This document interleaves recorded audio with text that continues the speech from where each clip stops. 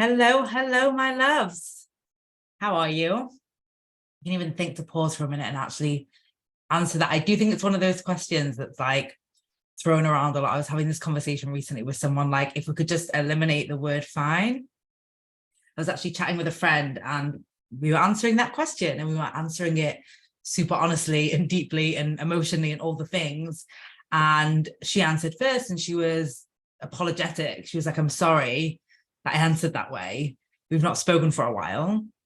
And I was like, that's what I want, is for you to be honest and for you to feel like you can share and for us to not have this surface level conversation, which I think is unfortunately what we've created such a culture around, this like, fine, you, good, you. And so maybe you are like me and that you crave the like deep, honest relationships.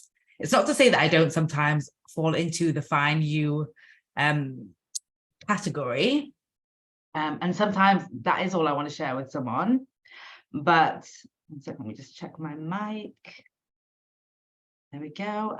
But I just think, as a status quo, we need to be thinking about the questions we're asking, how we're answering them, and the relationships that they're creating. But that's a little bit of a sideline from me before we go into today. I'm going to share with you reasons not to become a time hacker. And actually, before I even do, I'm going to update you a little bit. This is being recorded early. You know me, in the past, I've just not recorded podcasts while I've been off or out, especially when it's been a last minute decision.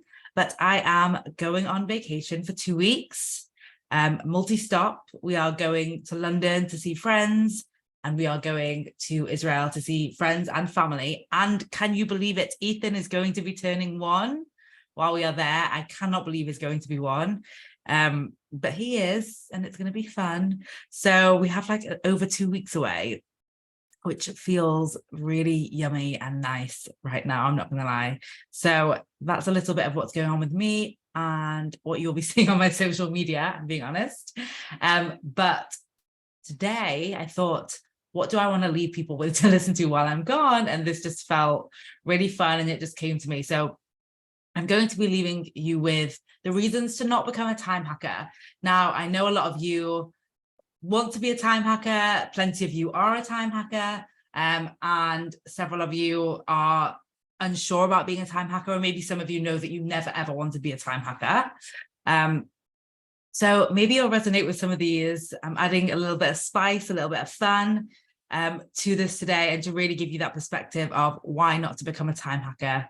And so the first one is really like, if you don't value your time, you are not going to want to invest in a program around time. It's very obvious, right? If you're happy for your time to be spent like ad hoc on things maybe that you don't enjoy, on things that don't work, on things that slow you down. And I want to be mindful of like not slowing you down in like a present, calm way, but things that like, I speak about that metaphor of being in quicksand. Like if you want to stay in the quicksand and you don't want to become a time hacker, obviously we never invest in things that we don't value. So don't invest, don't become a time hacker if you do not value your time and you do not want to value your time. Very simply, some of you will be like, wait, do I value my time? And so my question for you is, do you value your time? How do you show up for your time? What's your relationship like with your time? What do you give to your time? How do you talk to time? Is it like, there's not enough of you?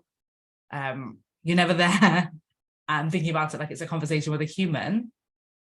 Or is it like you have a good relationship with time? The next reason to not become a time hacker, my loves, is because you want to stay busy more than you want to be successful.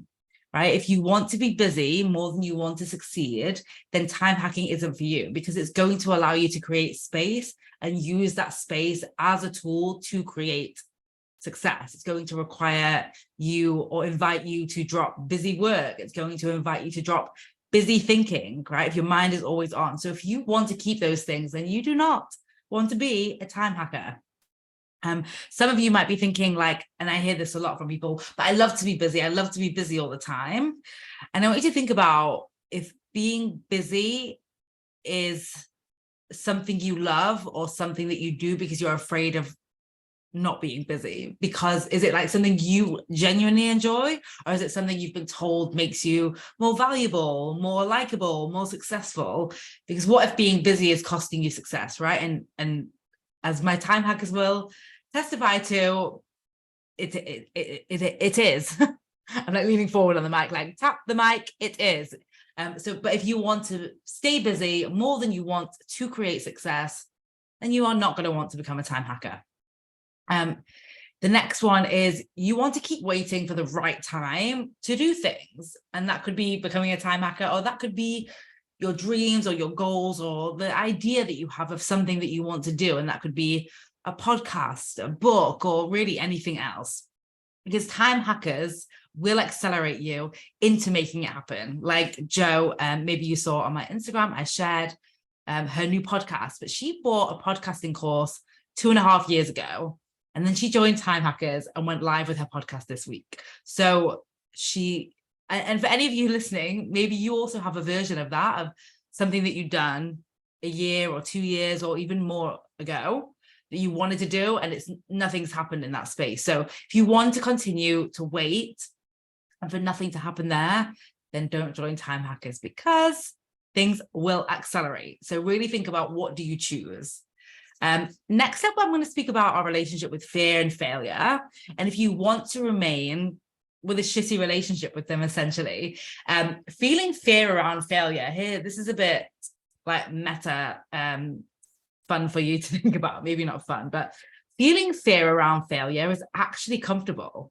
And it's comfortable because we're used to it. It's comfortable because everyone agrees with you. It's comfortable because we literally evolved to have that. I've spoken about it on other episodes of the podcast. You can find other failure episodes.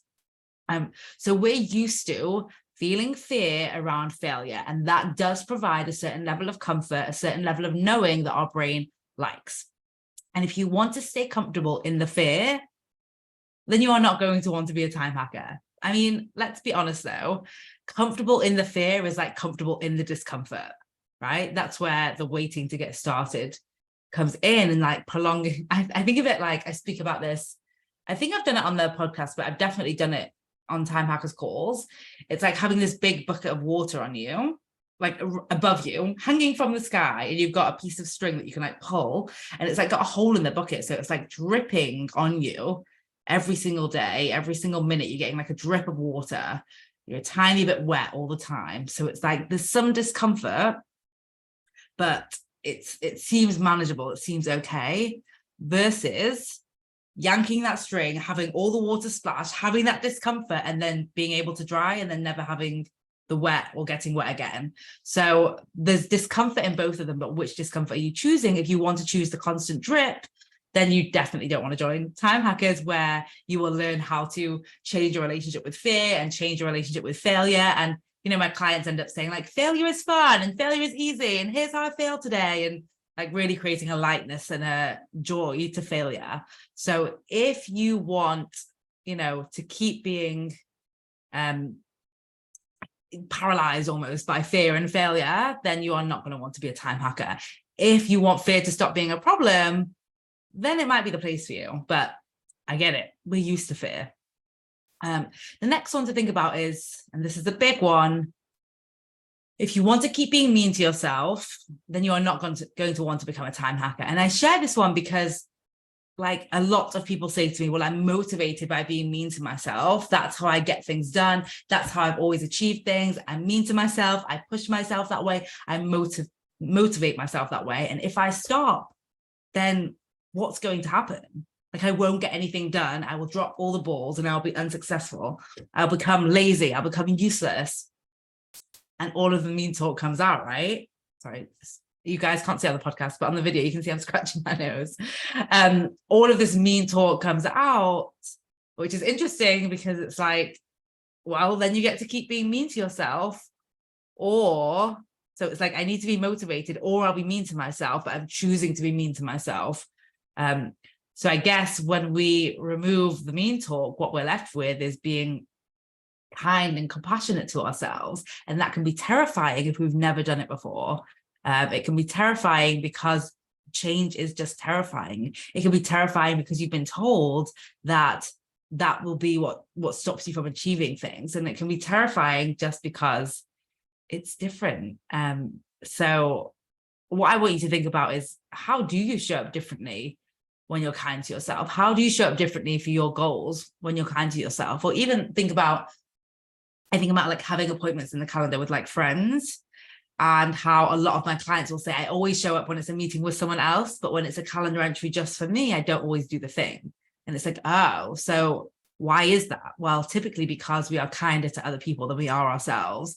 So just wonder, and even pause the episode here, like, how would you show up differently to yourself if you were kinder to yourself? Would you actually do less, or would you potentially do more of the good stuff? Okay, so reason number 6, and there are 7 reasons, so we're coming to the close. If you are still with me, well done. Reason number 6 to not become a time hacker is because you want to stay time poor. And I mean, not having enough time is part of your identity. It's how you identify yourself. It's how you are known. It's your answer for everything. So who would you become without it, right?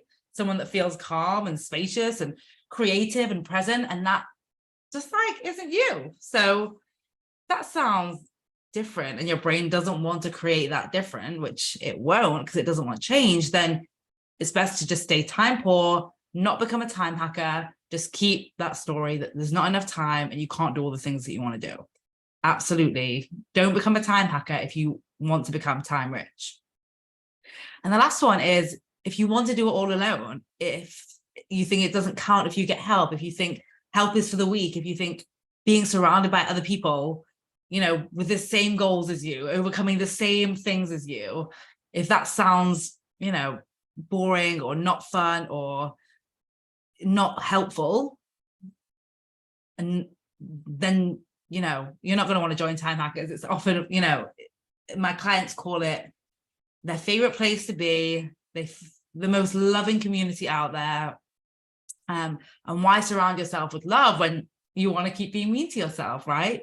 Often, we think that we don't deserve to feel supported, celebrated, loved, and we have to achieve it all ourselves first, and definitely for it to count. So if you want to do it all yourself, otherwise it doesn't count, then definitely don't join time hackers. Now, if for some crazy reason you've listened to this and found that you actually do want to value your time, or do already value your time, if you found that you actually do want to be successful and less busy, if you found that you want to stop waiting for your dreams and start making them happen now, if you want to learn how to fail forward and have like a positive relationship with fear, not be tripped up by fear, if you want to actually be kind to yourself on a regular basis, if you want to become time rich and spacious and have all the time for the things that you want, and you want to be supported in a community, then you want to be a time hacker.